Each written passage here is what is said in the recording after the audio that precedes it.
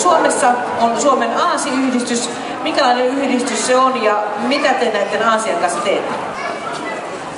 Joo, eli me on perustettu 2008 ja meidän tehtävä on edesauttaa Aasian tuntemusta ja hoitoa ja varsinkin käyttöä täällä Suomessa. Eli me rohkaistaan kaikkia ihmisiä tekemään hirveästi juttuja niiden omien Aasien kanssa, että Aasiassa on oikeasti potentiaalia ja sillä voi ajaa ja ratsastaa ja harrastaa agiilityötä ja lähteä vaikka kävelyille sen kanssa, kuten semmoisen hankkia. Aasejahan Suomessa on semmoinen 400 ja meillä on täällä nyt 3 Aasiaa mukana, niin meillähän on melkein 1% Aaseista.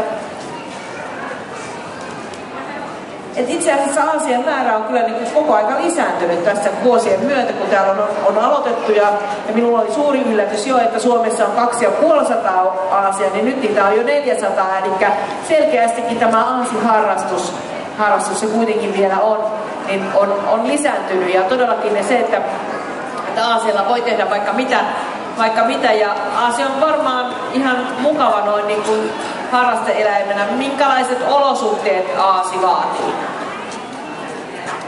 Aasi vaatii eläintenpidon kannalta samanlaiset olot kuin mitä samankokoinen poni vaatisi.